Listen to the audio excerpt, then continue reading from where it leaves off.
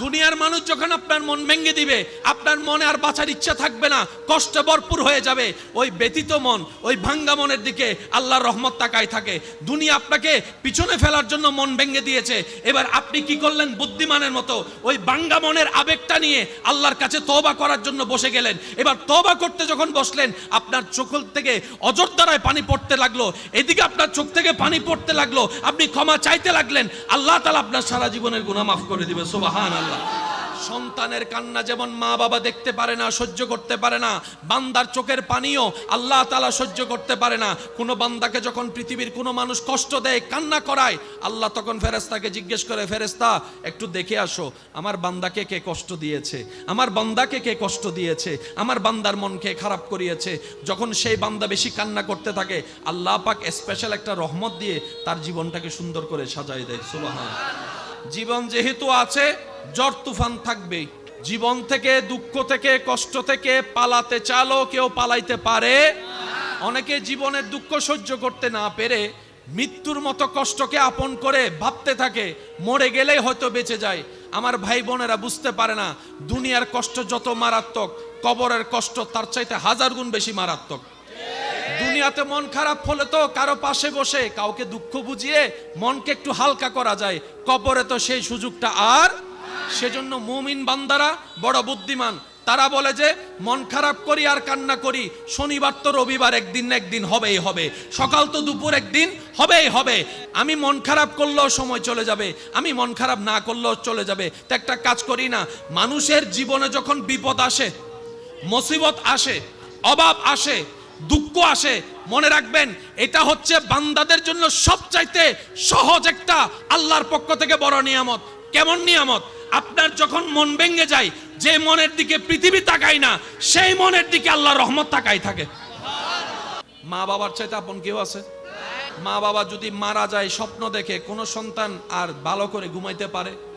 কিন্তু দুনিয়াতে দেখবেন মা বাবা মারা যাওয়ার পরও জীবন স্বাভাবিক চলতে থাকে। একদিন, 2 দিন, 3 দিন একটু কষ্ট লাগে, 4 দিন, 5 দিন, 6 দিন পরে আস্তে আস্তে ইজি হয়ে যায়। এক সময় মা বাবার কথাও আর মনে থাকে। এটা আল্লাহ পাকের দয়া। আল্লাহ যদি এই কষ্টটাকে সলভ করে না নিতেন, আল্লাহ পাক আড়াল করে না দিতেন, কোন মানুষ দুনিয়াদারি করতে। এবার আপনারা বলেন, বাবার কোলে সন্তানের লাশ, এর চাইতে ভয়ানক দৃশ্য। নিজের বাবা নিজের সন্তানের মরা লাশটা নিয়ে থাকা, এটা মানে নেওয়ার কথা নয়, এটা এখান থেকে ফেটে যায়। কিন্তু সেই বাবাও দেখা যায় এক সময় স্বাভাবিক জীবন যাপন করে। আল্লাহ তাআলা বুঝায়, বান্দা এই দুনিয়াতে কেউ তোর আপন নাই, সাময়িক একটু 2 দিন 3 দিনের মায়া আর ভালোবাসা। কোথাও বেড়াতে গেলে 1 সপ্তাহ থাকলে, ওইখান থেকে চলে আসলে মনে একটু কষ্ট লাগে, ভাই দেখা হবে না, চলে যাচ্ছি ভাই, দোয়া করিস। 1 দিন 2 দিন খারাপ লাগে, 5 দিন পর থেকে আর এগুলা মনে থাকে।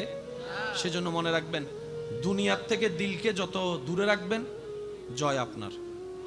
দুনিয়ার থেকে দিলকে যত হালকা রাখবেন, সফলতা আপনার। দুনিয়ার সাথে দিল যত জোড়ায় রাখবেন, দুনিয়া আপনাকে দিনে দিনে ভাঙবে, প্রত্যেক দিন ভাঙবে, প্রত্যেক দিন ভাঙবে। দুনিয়া ভাঙতে চায়, রবের রহমত গড়ে দিতে চায়। আর একটু জোরে বলি, মোহাব্বতের আওয়াজে বলি, দুনিয়া ভেঙ্গে দেয়, রবের রহমত জোড়া লাগায় দেয়। দুনিয়া পিছনে টানে, রবের রহমত জান্নাতের দিকে টানে। দুনিয়া বেইজ্জত করতে চায়, রবের রহমত ইজ্জত দিতে চায়।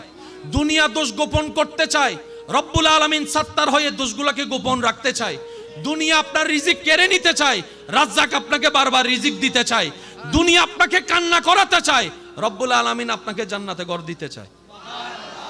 সেজন্য বুদ্ধিমানরা দুনিয়াতে বেশি মিশে যায় না। ওনারা কিভাবে চলে? পানির উপর নৌকা যেভাবে চলে, দুনিয়াতে ওনারা ওভাবে চলে। চলা দরকার চলে, করা দরকার করে, বলা দরকার বলে, হাসা দরকার হাসে, খাওয়া দরকার খায়, ঘুমানো দরকার ঘুমায়। বেশি ফিট হয় ওনারা দিলকে ফিট করে ফেলে নবীর মহাব্বতে, আল্লাহর সাথে। এবার আসেন, শরীরের একটা খাবার আছে না নাই? রুহের একটা খাবার। শরীরের খাবার মাটি থেকে আসে, রুহের খাবার আসমান থেকে আসে। দেহকে শক্তিশালী করতে গেলে মাটির খাবার দিতে হয়, রুহকে শক্তিশালী করতে গেলে আলা বিজিক্রিল্লাহি তাতমাইন্নুল কুলুব, অন্তরে আল্লাহর জিকির শোনাতে হয়, আল্লাহর জিকির শোনাইতে হয়। সুবহানাল্লাহ। আলা বিজিক্রিল্লাহ, একমাত্র আল্লাহর জিকিরেই অন্তরে প্রশান্তি আসে। কথা বলেন ঠিক কিনা? আপনাদের মনে কষ্ট হচ্ছে বেশি? আর একটু জোরে বলেন। কষ্ট হচ্ছে? কথাটা আবার বলছি, একটু মনোযোগ দিয়ে শুনবেন। মুসলমানদের দুইটা দামি জিনিস, একটার নাম দেহ, একটার নাম রূহ।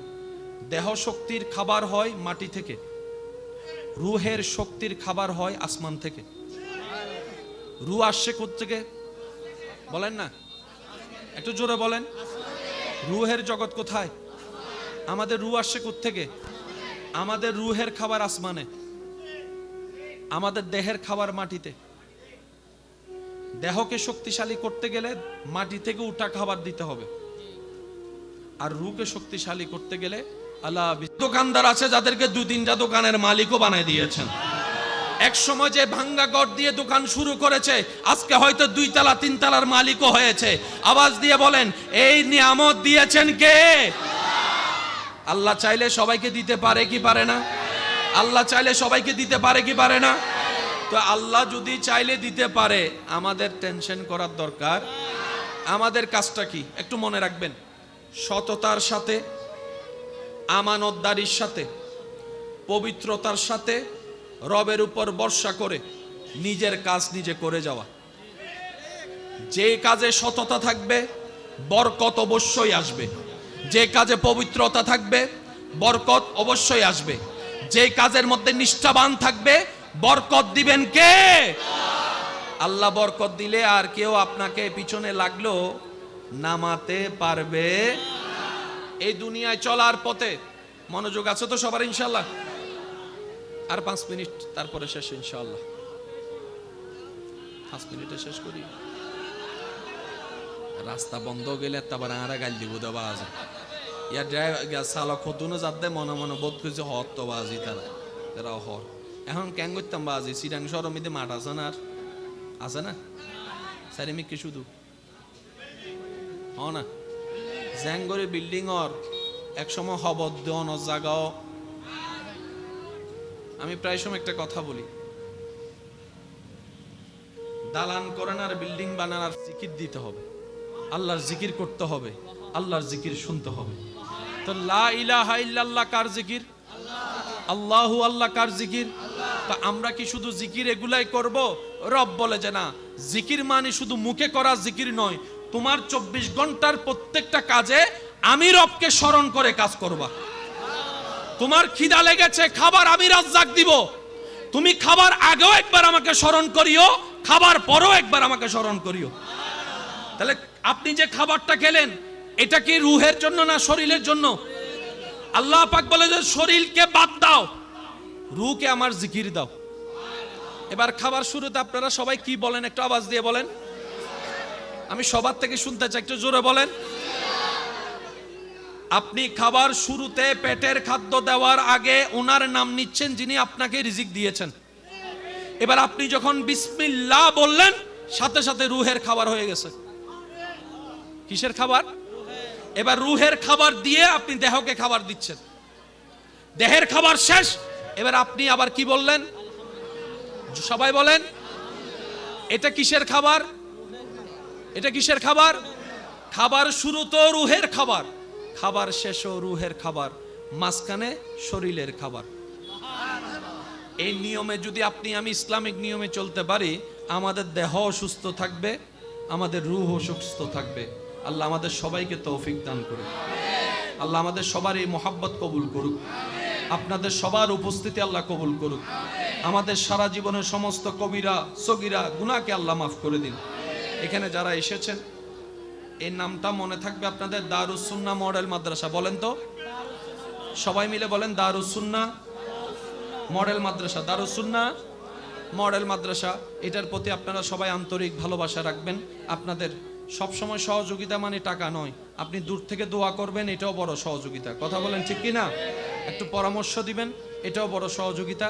আপনাদের সন্তানরা, আমি অনুরোধ করে বলি, যদি আপনাদের পক্ষে সম্ভব হয় আপনাদের ঘরে এমন একজন সন্তান তৈরি করেন যে নিজের মা বাবার জানাজা পড়াতে পারে, বাহির থেকে যেন আনতে না হয়। কথা বলেন। মা বাবার জানাজা যেন নিজের সন্তানে পড়াতে পারে, বড় ভাইয়ের জানাজা যেন ছোট ভাই পড়াইতে পারে, যদি আল্লাহ হায়াত দেয়। কথা বলেন ঠিক কি না? তো প্রত্যেকটা পরিবারে যদি একজন হাফেজ থাকে, অন্তত জানাজা পড়াইতে পারবে। বলেন না সবাই, পারবে? এটাই হচ্ছে একটা জীবনের বড় সফলতা।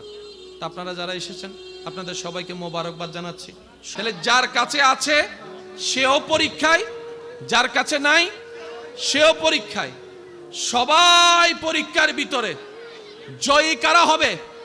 কদ আফলাহা মান যাক্কাহা। রব্বুল আলামিন বলে, যার অন্তর পরিষ্কার, যার চরিত্র পরিষ্কার, যার জীবন পরিষ্কার, যার ঈমান থাকবে মজবুত, আমলের থাকবে সর্বোচ্চ চেষ্টা, আমি রবকে ভয় করবে, আমার নবী দুই জাহানের বাদশা নবীকে অন্তরে ভালোবাসার সর্বোচ্চ জায়গা দিবে, ওই বান্দা দুনিয়াতেও সফল হয়ে যাবে, আখিরাতেও সফল হয়ে যাবে। বলেন সুবহান। দুনিয়ার চোখে একটু এই জিনিসটা একটু মনোযোগ দেওয়ার চেষ্টা করবেন, আমি সবাইকে বলছি। দুনিয়ার চোখে সফল, সাকসেস, সম্পদওয়ালা ব্যক্তি, যাদের সম্পত্তি দেখা যায়, সম্পত্তি একটু জোরে বলেন, সম্পত্তি, বাড়ি, একটু সবাই বলেন, বাড়ি, গাড়ি, ফ্যাক্টরি, মার্কেট, স্বর্ণ, আইফোন, কোন চোখ দিয়ে দেখি? এই চোখ দিয়ে, চামড়ার চোখ দিয়ে। দুনিয়াতে যতক্ষণ আমরা থাকব, দুনিয়ার সম্পত্তি আমরা চামড়ার চোখ দিয়ে দেখি, নেক আমল আমরা চামড়ার চোখ দিয়ে দেখতে পাই, আল্লাহর নূর আমরা চামড়ার চোখ দিয়ে দেখতে পাই, আল্লাহর দেওয়া হেদায়েত চামড়ার চোখ দিয়ে দেখতে পাই, জান্নাত আমরা চামড়ার চোখ দিয়ে দেখতে পাই, আল্লাহর খাস রহমত চামড়ার চোখ দিয়ে দেখতে পাই, বরকত আমরা কি চামড়ার চোখ দিয়ে দেখতে পাই। যতক্ষণ আমাদের দুনিয়ার চোখ খোলা থাকবে, আমরা যেই রকম ভাবে দালান কোঠা ঘর বাড়ি দেখি, যেগুলোকে আমরা দুনিয়ার সম্পত্তি মনে করি, চিরতরে কুল্লু নাফসিন যায়িকাতুল মউতের মাধ্যমে যখন এই চামড়ার চোখ বন্ধ হয়ে যাবে, অন্তরের চোখটা খুলে যাবে। অন্তরের চোখ দিয়ে কবরবাসী, তখন আমরা যেরকম সওয়াব দেখি না, কবরবাসীরা দালান দেখে না, স্বর্ণ দেখে না, গাড়ি দেখে না, বাড়ি দেখে না, অট্টালিকা দেখে না, ফ্যাক্টরি দেখে না, অন্তরের চোখ দিয়ে তারা আল্লাহর নূর দেখে, সওয়াব দেখে, নেকি দেখে, জান্নাত দেখে। সুবহান। চামড়ার চোখ দিয়ে যা দেখা যায়, এগুলা কবরে গেলে আর দেখা যাবে না। কবরে গিয়ে যা দেখবেন তা আপনি এই চোখ দিয়ে দেখবেন না। কবরবাসী যারা আছেন, আপনার আমার কাছে কবরবাসীরা হচ্ছে মরা। আবার কবরবাসীর চোখে আমরা যারা আল্লাহ থেকে দূরে, আমরা হইলাম মরা। আমি কি বুঝাতে পারছি আপনাদেরকে কথা? আমাদের চোখে কবরবাসীরা কি? মরা। জান্নাতি কবরবাসী যারা আছেন, ওনাদের চোখে আমরা যারা দুনিয়াতে আছি, আল্লাহকে ভুলে, রসুলকে ভুলে, ওনাদের চোখে আমরা মরা। আমরা দেখি দালান, ওনারা দেখে জান্নাত। আমার মনে হয় আওয়াজটা আরেকটু বড় হবে, আর একটু জোরে বলেন। এই পার্থক্যটা সবাই মানতে রাজি আছি না নাই? এবার সত্যি করে একটা কথা বলেন, বিড়ালে যা দেখে আমরা তা দেখি? সত্যি করে বলেন। আমরা অন্ধকারে নিজের রুমের ভিতরও কারেন্ট চলে গেলে 2 সেকেন্ডের জন্য হলো আমরা কিন্তু সবাই কানা আঁধা হয়ে যায়। নিজের রুম সবকিছু চিনার পরও আমরা হাঁটতে পারি না, হাতে টাকা দিতে হয়। অনেক সময় মোবাইল বের করে নিজের রুমে টর্চ লাগাইতে হয়, অথচ আপনি আমি জানি দরজা কোন দিকে, জানালা কোন দিকে, খাট কোন দিকে, সবকিছু জানার পরও কারেন্ট চলে যাওয়ার পরে 5 সেকেন্ডের জন্য অন্ধকার রুমে আপনি আমি কেউ দ্রুত গতিতে স্বাভাবিকভাবে হাঁটতে পারি না। কিন্তু বিড়ালকে দেখা যায়, ইঁদুরকে দেখা যায়, অন্ধকারের ভিতরে তারা পুরা দুনিয়া উল্টাই ফেলে। তাদের চোখও আছে, আমার চোখও আছে, আপনার চোখও আছে, কিন্তু পার্থক্য আছে না নাই? বর্তমান বিজ্ঞান গবেষণা করে দেখে আল্লাহর সৃষ্টিতে সবচাইতে ক্ষুদ্র একটা সৃষ্টি, সবচাইতে ক্ষুদ্র একটা সৃষ্টি যার নাম হচ্ছে পিঁপড়া। এই পিঁপড়ার জীবনী নিয়ে গবেষণা করে দেখে ভূমিকম্প আসার পরে মানুষ বুঝতে পারে, কিন্তু পিঁপড়াকে আল্লাহ এমন ক্ষমতা দিয়েছে ভূমিকম্প আসার আগেই পিঁপড়ারা বুঝতে পারে, পশু পাখি বুঝতে পারে। আমরা ভূমিকম্পের পরে বুঝি, ওনারা ভূমিকম্পের আগে বুঝে। এবার আসেন দোকানের সামনে, যে দোকানের উপরে যদি চালা না থাকে, বর্ষাকাল আসার আগে আমরা তেরপাল লাগাই কি লাগাই না? শীতকালে কি তেরপাল থাকে? জোরে বলেন না, প্রয়োজন আছে। তা আমাদের কাছে ওয়েদার আছে, আমাদের কাছে বুঝ আছে, আমরা বুঝতে পারি কখন বর্ষাকাল, কখন শীতকাল, কখন গ্রীষ্মকাল। পিঁপড়াই তো পড়ালেখা করে নাই, পিঁপড়াই তো এগুলা জানে না, কিন্তু আল্লাহ তাআলা পিঁপড়াকে এমন ক্ষমতা দান করেছেন, বর্ষাকাল আসার আগেই তারা তাদের ঘরে খাবার মজুদ করে ফেলে। আমি সুবহানাল্লাহ শুনি নাই? যার যত শক্তি আছে ফুল ভলিউম একবার বলেন সুবহানাল্লাহ। এই তো মাশাআল্লাহ, আরো জোরে বলেন, আর একটু জোরে বলেন। উন্নত বিজ্ঞান এখনো যে কল্পনায় যেতে পারে নাই, আল্লাহ ছোট্ট পিঁপড়াকে তার চাইতে বেশি যোগ্য বানিয়েছেন। রব দেখাই দিতে যাচ্ছে বান্দারে, বিশাল বিশাল হাতি দেখার দরকার নাই, আমি রবের ছোট্ট একটা পিঁপড়াকে দেখ। আমি রব যখন দয়া করি তারাও কামাল হয়ে যায়, তারাও আশ্চর্যকর হয়ে যায়। বান্দারে, তোদেরকে সব সৃষ্টির ভিতরে আমি আল্লাহ শ্রেষ্ঠত্বর আসন দান করেছি, দামি বানিয়েছি। ফেরেশতার চাইতে তোরা দামি, পশু পাখির চাইতে তোরা দামি, জান্নাতের চাইতেও তোদেরকে দামি বানিয়েছি। আমি আল্লাহ চাই আমার উপর বর্ষা করে নেক আমল সাথে নিয়ে ঈমানের উপর অটল থেকে কোন রকম কবর পার হয়ে হাসরের ময়দানে আয়, আমি আল্লাহ তোদেরকে দয়া করে জান্নাতে ঘর দান করে দিব। সুবহানাল্লাহ, আল্লাহু আকবার। উচ্চ আওয়াজ একবার বলেন মারহাবা, আরো জোরে বলেন মারহাবা। জীবনে কোনোদিন চলার পথে যাই হোক, যেমন হোক, তুফান যত ভয়ানক হোক, টেনশন করা যাবে না, দুশ্চিন্তা করা যাবে না। যা আছে তকদিরে তাই হবে। একটু জোরে বলেন। অনেক সময় দেখবেন সুস্থ সবল মানুষ হঠাৎ করে, আবার অনেক সময় দেখবেন আইসিইউতে থাকা মানুষ যাকে কেউ বাঁচবে না বাঁচবে বলে চিন্তাও করে নাই, আবার সেখানে দোকানদারি করতেছে। এবার আওয়াজ দিয়ে বলুন আমার ইমানদার ভাইয়েরা, হায়াতের মালিক কে? রিজিকের মালিক কে? ইজ্জত দেওয়ার মালিক কে? জ্ঞান দেওয়ার মালিক কে? সুস্থতা দেওয়ার মালিক কে? রহমত দেওয়ার মালিক কে? বরকত দেওয়ার মালিক কে? করুণা করার মালিক কে? জান্নাত দেওয়ার মালিক কে? নিয়ামত দেওয়ার মালিক কে? সচ্ছলতা দেওয়ার মালিক কে? সম্পদ দেওয়ার মালিক কে? ওই রকম একজন আল্লাহ আমাদের আছে না নাই? যার অন্তরে এই বিশ্বাস এমন একজন আল্লাহ আমার আছে, ওই বান্দার জীবনে টেনশন করার কোনো দরকার। তার কাজ হচ্ছে ধৈর্যের সাথে চেষ্টা করা। এখানে যারা দোকানদার আছে আমি কাউকে চিনি না, তবে আমি এতটুকু বলতে পারি, এখানে যারা দোকানদার আছেন, ব্যবসায়ী আছেন, সবার এই পর্যন্ত আসাটা রাস্তাটা এত সহজ ছিল না। অন্যের থেকে দাঁড় করে লোন করে নিয়ে কোন রকম দোকানটা সাজিয়েছে। প্রথম 2 মাসেই লসের গাঁট নিজের কাঁধের উপর উঠেছে, তারপরও ধৈর্য হারা হয় নাই, রবের উপর ভরসা করে লেগেছিল। আজকে আল্লাহ তাআলা এমন অনেক দোকানদার আছে যাদেরকে 2-3টা দোকানের মালিকও বানায় দিয়েছেন। এক সময় যে ভাঙ্গা ঘর দিয়ে দোকান শুরু করেছে, আজকে হয়তো 2 তলা 3 তলার মালিকও হয়েছে। আওয়াজ দিয়ে বলেন, এই নিয়ামত দিয়েছেন কে? আল্লাহ চাইলে সবাইকে দিতে পারে কি পারে না? আল্লাহ চাইলে সবাইকে দিতে পারে কি পারে না? তো আল্লাহ যদি চাইলে দিতে পারে, আমাদের টেনশন করার দরকার। আমাদের কাজটা কি একটু মনে রাখবেন, সততার সাথে, আমানতদারির সাথে, পবিত্রতার সাথে রবের উপর ভরসা করে নিজের কাজ নিজে করে যাওয়া। যে কাজে সততা থাকবে বরকত অবশ্যই আসবে, যে কাজে পবিত্রতা থাকবে বরকত অবশ্যই আসবে, যে কাজের মধ্যে নিষ্ঠাবান থাকবে বরকত দিবেন কে? আল্লাহ বরকত দিলে আর কেউ আপনাকে পিছনে লাগলো নামাতে পারবে। এই দুনিয়ায় চলার পথে মনোযোগ আছে তো সবার ইনশাআল্লাহ? আল্লাহ যারা এখানে ছাত্র হিসেবে আছেন, আল্লাহ সবাইকে কামেল মোকাম্মেল আলেম হওয়ার তৌফিক দান করুন। সত্যিকার মানুষের মতো মানুষ হওয়ার তৌফিক দান করুন। আপন আপন মা বাবার মুখে হাসি ফুটানোর তৌফিক দান করুন। আমার ইমানদার ভাইরা যারা এখানে উপস্থিত আছেন, সবাই একটু আওয়াজ দিয়ে সহযোগিতা করবেন। যেহেতু পারিপার্শ্বিক আওয়াজটা একটু বেশি, মাহফিলের পরিবেশটা ওরকম নেই, আপনাদের আওয়াজটা পেলে মোটামুটি পরিবেশটা তৈরি হবে।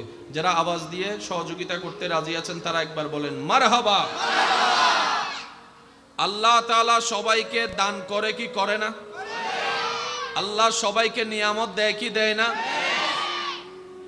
কিন্তু সবাই সব নিয়ামত ধরে রাখতে, এই কথায় কারো কোনো দ্বিমত? রব্বুল আলামিন বড় মেহেরবান, বড় দয়াবান, বড় করুণাময়ী। রবের দয়া এত সুমহান, ফেরাউনের মতো বাদশাকেও রব্বুল আলামিন দয়া করে সুযোগ দিয়েছেন। আওয়াজ দেন। রব যদি দয়া না করতেন, ফেরাউন এত সম্পত্তির বাদশাহীর মালিকানা জীবনও হতে পারত, নমরুদ এত পাওয়ারফুল হতে পারত, কারুন এত সম্পদের মালিক হতে পারত। মনে রাখবেন আমার ভাইয়েরা, রব্বুল আলামিনের একটি শান, কাউকে দিয়ে পরীক্ষা করেন, কারো থেকে নিয়ে পরীক্ষা করেন। সবাই আমরা পরীক্ষার ভিতরেই আছি। ওয়ালানাবলুওয়ান্নাকুম বিশাইইন মিনাল খাউফি ওয়াল জুই ওয়া নাকসিন মিনাল আমওয়ালি ওয়াল আনফুসি ওয়াস সামারাত। সবাই পরীক্ষার ভিতরে আছে। রেজাল্ট বের হবে হাসরের ময়দানে। যার কাছে অঢেল সম্পদ, সে যেন এই চিন্তায় না থাকে আল্লাহ আমার উপর সন্তুষ্টি হয়েছেন বলে আমাকে সম্পত্তির মালিক দিয়েছেন, না। মনে রাখবেন, যার দুনিয়ার সম্পদও বেশি তার পরীক্ষাও বেশি। যার দুনিয়ার সম্পদ যত বেশি তার পরীক্ষা কঠিন হয় বেশি। কথা বলেন ঠিক কি না? উলামায়ে কেরামের পাক জবানে হাজারবার শুনেছেন, শুধু একটু স্মরণ করিয়ে দেওয়ার জন্য বলা। হাসরের ময়দানে দুনিয়াতে ধনী পাওয়ারফুল ব্যক্তিরা যেই মসনদে থাকে, যে সম্মানে থাকে, যেই আসনে থাকে, দুনিয়ার চোখে হাসরের ময়দানে এই দুনিয়ার গরিবগুলাই সেই মকামে থাকবে, সেই সম্মানে থাকবে। দুনিয়াতে গরিবরা ধনীদেরকে দেখলে মন খারাপ করে, হাসরের ময়দানে ধনীরা গরিবদেরকে দেখলে মন খারাপ করবে। দুনিয়াতে ধনীরা এগিয়ে থাকে, গরিবরা পিছনে থাকে। হাসরের ময়দানে আল্লাহ এমন দয়া করবেন ইমানদার গরিবদেরকে, তারা ধনীদের 500 বছর আগে চলে যাবে জান্নাতের বাগানে। আল্লাহ যারা এখানে ছাত্র হিসেবে আছেন, আল্লাহ সবাইকে কামেল মোকাম্মেল আলেম হওয়ার তৌফিক দান করুন। সত্যিকার মানুষের মতো মানুষ হওয়ার তৌফিক দান করুন। আপন আপন মা বাবার মুখে হাসি ফুটানোর তৌফিক দান করুন। আমার ইমানদার ভাইরা যারা এখানে উপস্থিত আছেন, সবাই একটু আওয়াজ দিয়ে সহযোগিতা করবেন। যেহেতু পারিপার্শ্বিক আওয়াজটা একটু বেশি, মাহফিলের পরিবেশটা ওরকম নেই, আপনাদের আওয়াজটা পেলে মোটামুটি পরিবেশটা তৈরি হবে। যারা আওয়াজ দিয়ে সহযোগিতা করতে রাজি আছেন তারা একবার বলেন মারহাবা। আল্লাহ তাআলা সবাইকে দান করে কি করে না? আল্লাহ সবাইকে নিয়ামত দেয় কি দেয় না? কিন্তু সবাই সব নিয়ামত ধরে রাখতে, এই কথায় কারো কোনো দ্বিমত? রব্বুল আলামিন বড় মেহেরবান, বড় দয়াবান, বড় করুণাময়ী। রবের দয়া এত সুমহান, ফেরাউনের মতো বাদশাকেও রব্বুল আলামিন দয়া করে সুযোগ দিয়েছেন। আওয়াজ দেন। রব যদি দয়া না করতেন, ফেরাউন এত সম্পত্তির বাদশাহীর মালিকানা জীবনও হতে পারত, নমরুদ এত পাওয়ারফুল হতে পারত, কারুন এত সম্পদের মালিক হতে পারত।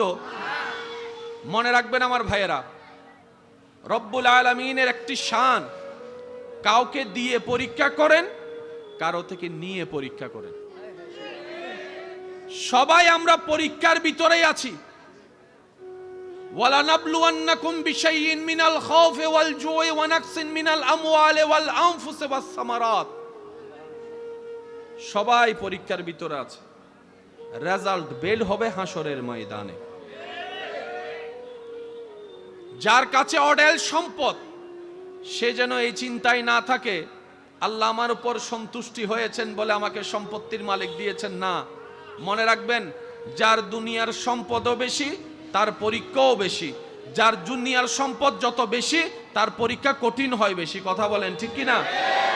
ওলামায়ে কেরামের পাক জবানে হাজারবার শুনেছেন, শুধু একটু স্মরণ করিয়ে দেওয়ার জন্য বলা, হাসরের ময়দানে দুনিয়াতে ধনী পাওয়ারফুল ব্যক্তিরা যেই মসনদে থাকে, যে সম্মানে থাকে, যেই আসনে থাকে, দুনিয়ার চোখে হাসরের ময়দানে এই দুনিয়ার গরিবগুলাই সেই মকামে থাকবে, সেই সম্মানে থাকবে। দুনিয়াতে গরিবরা ধনীদেরকে দেখলে মন খারাপ করে, হাসরের ময়দানে ধনীরা গরিবদেরকে দেখলে মন খারাপ করবে। দুনিয়াতে ধনীরা এগিয়ে থাকে, গরিবরা পিছনে থাকে। হাসরের ময়দানে আল্লাহ এমন দয়া করবেন ইমানদার গরিবদেরকে, তারা ধনীদের 500 বছর আগে চলে যাবে জান্নাতের বাগানে। সুবহান।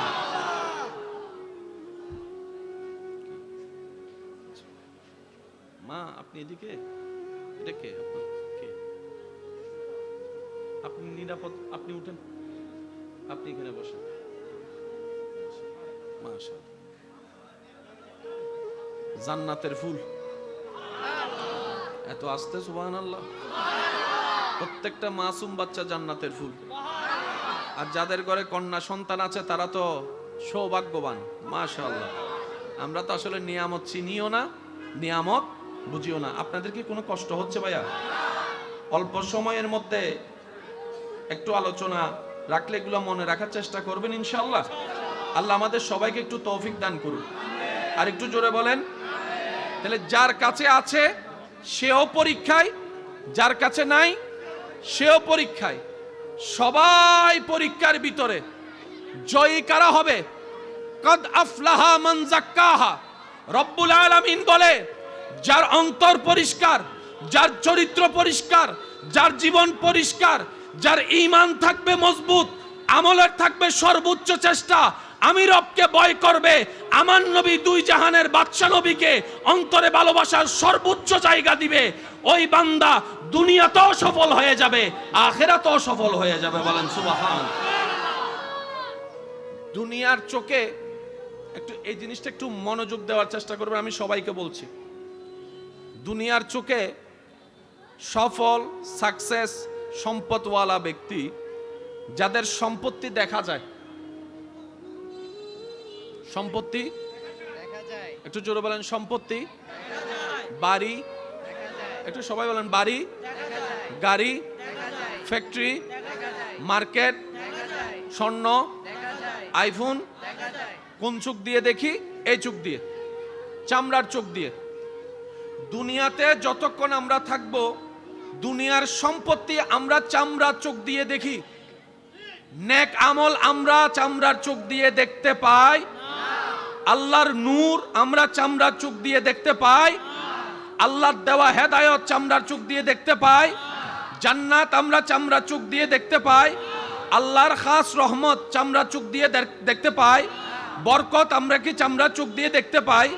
যতক্ষণ আমাদের দুনিয়ার চোখ খোলা থাকবে, আমরা যেই রকম ভাবে দালান কোঠা ঘর বাড়ি দেখি, যেগুলোকে আমরা দুনিয়ার সম্পত্তি মনে করি, চিরতরে কুল্লু নাফসিন যায়িকাতুল মউতের মাধ্যমে যখন এই চামড়ার চোখ বন্ধ হয়ে যাবে, অন্তরের চোখটা খুলে যাবে। অন্তরের চোখ দিয়ে কবরবাসী, তখন আমরা যেরকম সওয়াব দেখি না, কবরবাসীরা দালান দেখে না, স্বর্ণ দেখে না, গাড়ি দেখে না, বাড়ি দেখে না, অট্টালিকা দেখে না, ফ্যাক্টরি দেখে না, অন্তরের চোখ দিয়ে তারা আল্লাহর নূর দেখে, সওয়াব দেখে, নেকি দেখে, জান্নাত দেখে। সুবহান। চামড়ার চোখ দিয়ে যা দেখা যায়, এগুলা কবরে গেলে আর দেখা যাবে না। কবরে গিয়ে যা দেখবেন তা আপনি এই চোখ দিয়ে দেখবেন না। কবরবাসী যারা আছেন, আপনার আমার কাছে কবরবাসীরা হচ্ছে মরা। আবার কবরবাসীর চোখে আমরা যারা আল্লাহ থেকে দূরে, আমরা হইলাম মরা। আমি কি বুঝাতে পারছি আপনাদেরকে কথা? আমাদের চোখে কবরবাসীরা কি? মরা। জান্নাতি কবরবাসী যারা আছেন, ওনাদের চোখে আমরা যারা দুনিয়াতে আছি আল্লাহকে ভুলে, রসুলকে ভুলে, ওনাদের চোখে আমরা মরা। আমরা দেখি দালান, ওনারা দেখে জান্নাত। আমার মনে হয় আওয়াজটা আরেকটু বড় হবে, আরেকটু জোরে বলেন। এই পার্থক্যটা সবাই মানতে রাজি আছি না নাই? এবার সত্যি করে একটা কথা বলেন, বিড়ালে যা দেখে আমরা তা দেখি? সত্যি করে বলেন। আমরা অন্ধকারে নিজের রুমের ভিতরও কারেন্ট চলে গেলে 2 সেকেন্ডের জন্য হলো আমরা কিন্তু সবাই কানা আঁধা হয়ে যায়। নিজের রুম সবকিছু চিনার পরও আমরা হাঁটতে পারি না, হাতে টাকা দিতে হয়। অনেক সময় মোবাইল বের করে নিজের রুমে টর্চ লাগাইতে হয়, অথচ আপনি আমি জানি দরজা কোন দিকে, জানালা কোন দিকে, খাট কোন দিকে, সবকিছু জানার পরও কারেন্ট চলে যাওয়ার পরে 5 সেকেন্ডের জন্য অন্ধকার রুমে আপনি আমি কেউ দ্রুত গতিতে স্বাভাবিকভাবে হাঁটতে পারি না। কিন্তু বিড়ালকে দেখা যায়, ইঁদুরকে দেখা যায়, অন্ধকারের ভিতরে তারা পুরা দুনিয়া উল্টাই ফেলে। তাদের চোখও আছে, আমার চোখও আছে, আপনার চোখও আছে, কিন্তু পার্থক্য আছে না নাই? বর্তমান বিজ্ঞান গবেষণা করে দেখে আল্লাহর সৃষ্টিতে সবচাইতে ক্ষুদ্র একটা সৃষ্টি যার নাম হচ্ছে পিঁপড়া। এই পিঁপড়ার জীবনী নিয়ে গবেষণা করে দেখে ভূমিকম্প আসার পরে মানুষ বুঝতে পারে, কিন্তু পিঁপড়াকে আল্লাহ এমন ক্ষমতা দিয়েছে ভূমিকম্প আসার আগেই পিঁপড়ারা বুঝতে পারে, পশু পাখি বুঝতে পারে। আমরা ভূমিকম্পের পরে বুঝি, ওনারা ভূমিকম্পের আগে বুঝে। এবার আসেন, দোকানের সামনে যে দোকানের উপরে যদি চালা না থাকে, বর্ষাকাল আসার আগে আমরা তেরপাল লাগাই কি লাগাই না? শীতকালে কি তেরপাল থাকে? জোরে বলেন না, প্রয়োজন আছে। তা আমাদের কাছে ওয়েদার আছে, আমাদের কাছে বুঝ আছে, আমরা বুঝতে পারি কখন বর্ষাকাল, কখন শীতকাল, কখন গ্রীষ্মকাল। পিঁপড়াই তো পড়ালেখা করে নাই, পিঁপড়াই তো এগুলা জানে না, কিন্তু আল্লাহ তাআলা পিঁপড়াকে এমন ক্ষমতা দান করেছেন বর্ষাকাল আসার আগে তারা তাদের ঘরে খাবার মজুদ করে ফেলে। আমি সুবহানাল্লাহ শুনি নাই? যার যত শক্তি আছে ফুল ভলিউম একবার বলেন সুবহানাল্লাহ। এই তো মাশাআল্লাহ, আরো জোরে বলেন, আর একটু জোরে বলেন। উন্নত বিজ্ঞান এখনো যে কল্পনায় যেতে পারে নাই, আল্লাহ ছোট্ট পিঁপড়াকে তার চাইতে বেশি যোগ্য বানিয়েছেন। রব দেখাই দিতে চাচ্ছে বান্দারে, বিশাল বিশাল হাতি দেখার দরকার নাই, আমি রবের ছোট্ট একটা পিঁপড়াকে দেখ। আমি রব যখন দয়া করি তারাও কামাল হয়ে যায়, তারাও আশ্চর্যকর হয়ে যায়। বান্দারে, তোদেরকে সব সৃষ্টির ভিতরে আমি আল্লাহ শ্রেষ্ঠত্বর আসন দান করেছি, দামি বানিয়েছি। ফেরেশতার চাইতে তোরা দামি, পশু পাখির চাইতে তোরা দামি, জান্নাতের চাইতেও তোদেরকে দামি বানিয়েছি। আমি আল্লাহ চাই আমার উপর বর্ষা করে নেক আমল সাথে নিয়ে ইমানের উপর অটল থেকে কোন রকম কবর পার হয়ে হাসরের ময়দানে আয়, আমি আল্লাহ তোদেরকে দয়া করে জান্নাতে ঘর দান করে দিব। সুবহানাল্লাহ, আল্লাহু আকবার। উচ্চ আওয়াজ একবার বলেন মারহাবা, আরো জোরে বলেন মারহাবা। জীবনে কোনোদিন চলার পথে যাই হোক, যেমন হোক, তুফান যত ভয়ানক হোক, টেনশন করা যাবে না, দুশ্চিন্তা করা যাবে না। যা আছে তকদিরে তাই হবে। একটু জোরে বলেন। অনেক সময় দেখবেন সুস্থ সবল মানুষ হঠাৎ করে,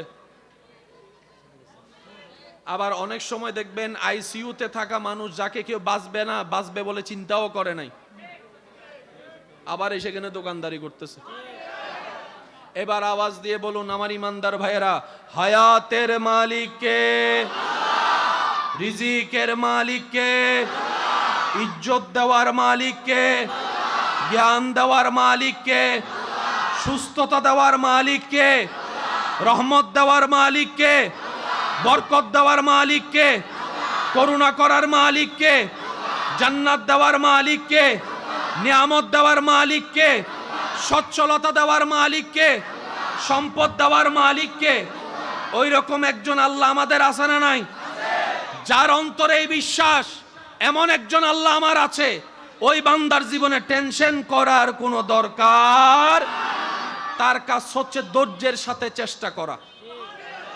এখানে যারা দোকানদার আছে আমি কাউকে চিনি না, তবে আমি এতটুকু বলতে পারি, এখানে যারা দোকানদার আছেন, ব্যবসায়ী আছেন, সবার এই পর্যন্ত আসাটা রাস্তাটা এত সহজ ছিল না। অন্যের থেকে দাঁড় করে লোন করে নিয়ে কোন রকম দোকানটা সাজিয়েছে। প্রথম 2 মাসেই লসের গাঁট নিজের কাঁধের উপর উঠেছে, তারপরও ধৈর্য হারা হয় নাই, রবের উপর ভরসা করে লেগেছিল। আজকে আল্লাহ তাআলা এমন অনেক দোকানদার আছে যাদেরকে 2-3টা দোকানের মালিকও বানাই দিয়েছেন। এক সময় যে ভাঙ্গা ঘর দিয়ে দোকান শুরু করেছে আজকে হয়তো 2 তলা 3 তলার মালিকও হয়েছে। আওয়াজ দিয়ে বলেন এই নিয়ামত দিয়েছেন কে? আল্লাহ চাইলে সবাইকে দিতে পারে কি পারে না? আল্লাহ চাইলে সবাইকে দিতে পারে কি পারে না? তো আল্লাহ যদি চাইলে দিতে পারে, আমাদের টেনশন করার দরকার। আমাদের কাজটা কি একটু মনে রাখবেন, সততার সাথে, আমানতদারির সাথে, পবিত্রতার সাথে রবের উপর ভরসা করে নিজের কাজ নিজে করে যাওয়া। যে কাজে সততা থাকবে বরকত অবশ্যই আসবে, যে কাজে পবিত্রতা থাকবে বরকত অবশ্যই আসবে, যে কাজের মধ্যে নিষ্ঠাবান থাকবে বরকত দিবেন কে? আল্লাহ বরকত দিলে আর কেউ আপনাকে পিছনে লাগলো নামাতে পারবে।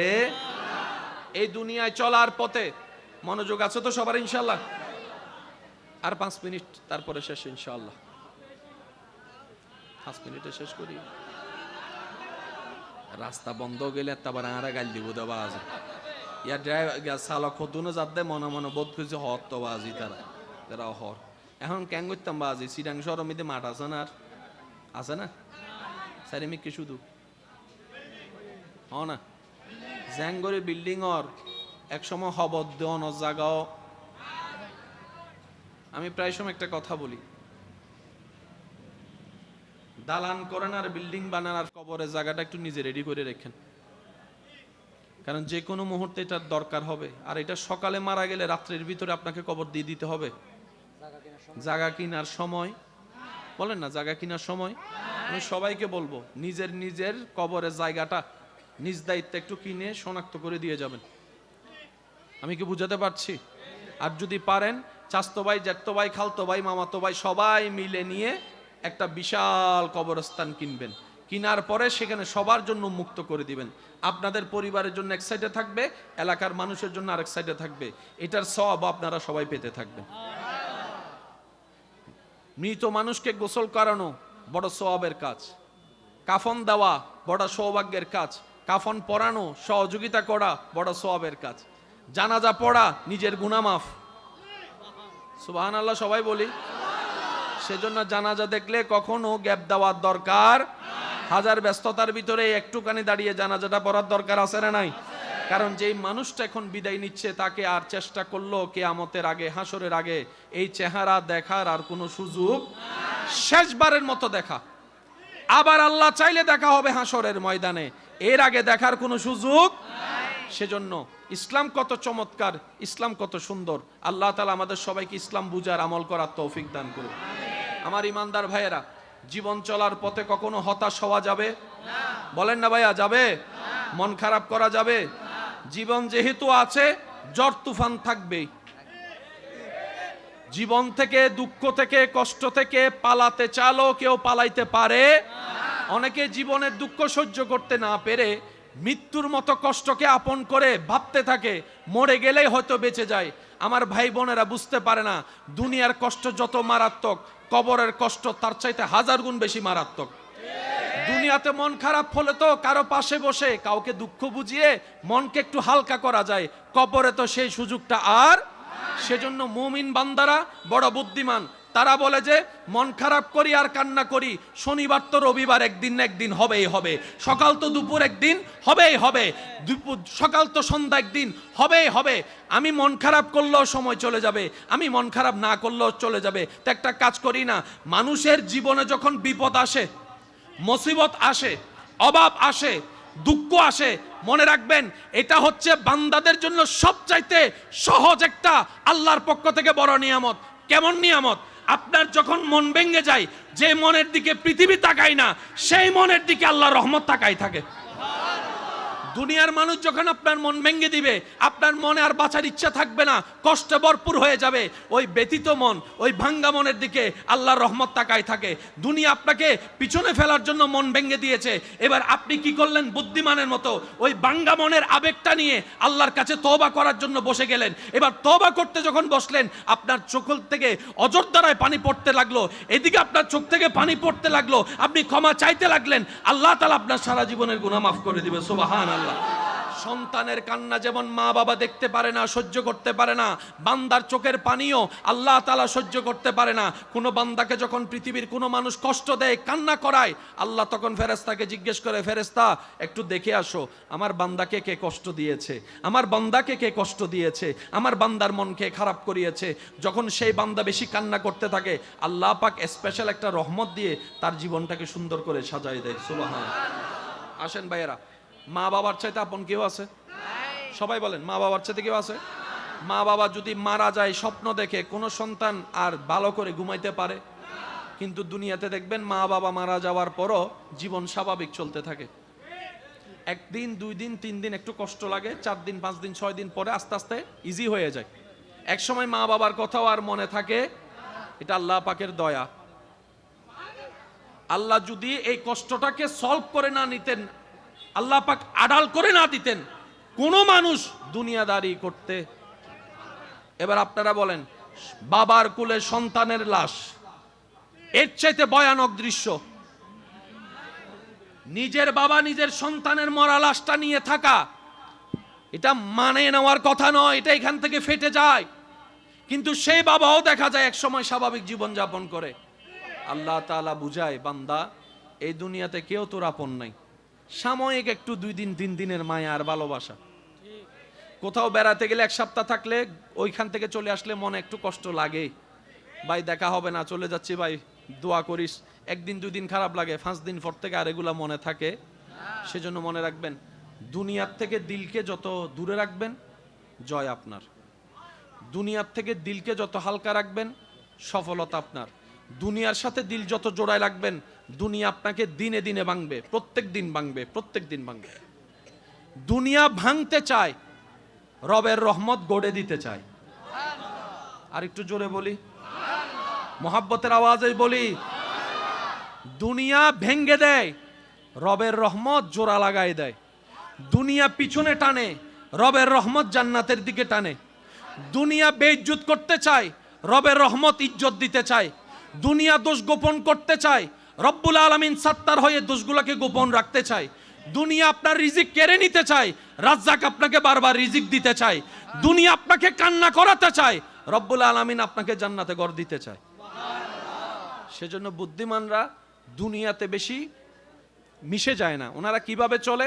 পানির উপর নৌকা যেভাবে চলে, দুনিয়াতে ওনারা ওভাবে চলে। চলা দরকার চলে, করা দরকার করে, বলা দরকার বলে, হাসা দরকার হাসে, খাওয়া দরকার খায়, ঘুমানো দরকার ঘুমায়। বেশি ফিট হয় ওনারা দিলকে ফিট করে ফেলে নবীর মহাব্বতে, আল্লাহর সাথে। এবার আসেন, শরীরের একটা খাবার আছে না নাই? রুহের একটা খাবার। শরীরের খাবার মাটি থেকে আসে, রুহের খাবার আসমান থেকে আসে। দেহকে শক্তিশালী করতে গেলে মাটির খাবার দিতে হয়, রূহকে শক্তিশালী করতে গেলে আলা বিজিক্রিল্লাহে তাতমাইন্নুল কুলুব, অন্তরে আল্লাহর জিকির শোনাতে হয়, আল্লাহর জিকির শোনাইতে হয়। সুবহানাল্লাহ। আলা বিজিক্রিল্লাহ, একমাত্র আল্লাহর জিকিরেই অন্তরে প্রশান্তি আসে। কথা বলেন ঠিক কিনা? আপনাদের মনে কষ্ট হচ্ছে বেশি? আর একটু জোরে বলেন, কষ্ট হচ্ছে? কথাটা আবার বলছি, একটু মনোযোগ দিয়ে শুনবেন। মুসলমানদের 2টা দামি জিনিস, একটার নাম দেহ, একটার নাম রূহ। দেহ শক্তির খাবার হয় মাটি থেকে, রুহের শক্তির খাবার হয় আসমান থেকে। রূহ আসছে কোত্থেকে বলেন না, একটু জোরে বলেন। রুহের জগৎ কোথায়? আমাদের রূহ আসছে কোত্থেকে? আমাদের রুহের খাবার আসমানে, আমাদের দেহের খাবার মাটিতে। দেহকে শক্তিশালী করতে গেলে মাটি থেকে উঠা খাবার দিতে হবে, আর রূহকে শক্তিশালী করতে গেলে আল্লাহ জিকির দিতে হবে, আল্লাহর জিকির করতে হবে, আল্লাহর জিকির শুনতে হবে। তো লা ইলাহা ইল্লাল্লাহ কার জিকির? আল্লাহু আল্লাহ কার জিকির? তা আমরা কি শুধু জিকির এগুলাই করব? রব বলে যে না, জিকির মানে শুধু মুখে করা জিকির নয়, তোমার 24 ঘন্টার প্রত্যেকটা কাজে আমি রবকে স্মরণ করে কাজ করবা। তোমার খিদা লেগেছে, খাবার আমি রাজ্জাক দিব, তুমি খাবার আগেও একবার আমাকে স্মরণ করিও, খাবার পরেও একবার আমাকে স্মরণ করিও। তাহলে আপনি যে খাবারটা খেলেন, এটা কি রুহের জন্য না শরীরের জন্য? আল্লাহ পাক বলে যে শরীরকে বাদ দাও, রুহকে আমার জিকির দাও। এবার খাবার শুরুতে আপনারা সবাই কি বলেন, একটু আওয়াজ দিয়ে বলেন। আমি সবার থেকে শুনতে চাই, একটু জোরে বলেন। আপনি খাবার শুরুতে পেটের খাদ্য দেওয়ার আগে ওনার নাম নিচ্ছেন যিনি আপনাকে রিজিক দিয়েছেন। এবার আপনি যখন বিসমিল্লাহ বললেন, সাথে সাথে রুহের খাবার হয়ে গেছে। কিসের খাবার? এবার রুহের খাবার দিয়ে আপনি দেহকে খাবার দিচ্ছেন। দেহের খাবার শেষ, এবার আপনি আবার কি বললেন? সবাই বলেন, এটা কিসের খাবার? এটা কিসের খাবার? খাবার শুরু তো রুহের খাবার, খাবার শেষও রুহের খাবার, মাঝখানে শরীরের খাবার। এই নিয়মে যদি আপনি আমি ইসলামিক নিয়মে চলতে পারি, আমাদের দেহ সুস্থ থাকবে, আমাদের রুহ সুস্থ থাকবে। আল্লাহ আমাদের সবাইকে তৌফিক দান করুক। আল্লাহ আমাদের সবার এই মোহাব্বত কবুল করুক। আপনাদের সবার উপস্থিতি আল্লাহ কবুল করুক। আমাদের সারা জীবনের সমস্ত কবিরা সগীরা গুনাহকে আল্লাহ মাফ করে দিন। এখানে যারা এসেছেন, এই নামটা মনে থাকবে আপনাদের, দারুস সুন্নাহ মডেল মাদ্রাসা। বলেন তো সবাই মিলে বলেন, দারুস সুন্নাহ মডেল মাদ্রাসা। দারুস সুন্নাহ মডেল মাদ্রাসা, এটার প্রতি আপনারা সবাই আন্তরিক ভালোবাসা রাখবেন। আপনাদের সব সময় সহযোগিতা মানে টাকা নয়, আপনি দূর থেকে দোয়া করবেন, এটাও বড় সহযোগিতা। কথা বলেন ঠিক কি না? একটু পরামর্শ দিবেন, এটাও বড় সহযোগিতা। আপনাদের সন্তানরা, আমি অনুরোধ করে বলি, যদি আপনাদের পক্ষে সম্ভব হয়, আপনাদের ঘরে এমন একজন সন্তান তৈরি করেন যে নিজের মা বাবার জানাজা পড়াতে পারে, বাহির থেকে যেন আনতে না হয়। কথা বলেন। মা বাবার জানাজা যেন নিজের সন্তানে পড়াতে পারে, বড় ভাইয়ের জানাজা যেন ছোট ভাই পড়াইতে পারে, যদি আল্লাহ হায়াত দেয়। কথা বলেন ঠিক কি না? তো প্রত্যেকটা পরিবারে যদি একজন হাফেজ থাকে, অন্তত জানাজা পড়াইতে পারবে। বলেন না সবাই, পারবে? এটাই হচ্ছে একটা জীবনের বড় সফলতা। তা আপনারা যারা এসেছেন, আপনাদের সবাইকে মোবারকবাদ জানাচ্ছি। সবারই একটা ব্যস্ততা আছে, সবারই একটা ব্যস্ততার মধ্যে জীবন যাচ্ছে। এই ব্যস্ততাকে ফেলে আপনারা যারা এখানে এসেছেন, আমি অদম অযোগ্যের পক্ষ থেকে আপনাদের সবাইকে মোবারকবাদ। আমরা এখন একটু নবীকে সালাম দিব সবাই মিলে। ইয়া নবী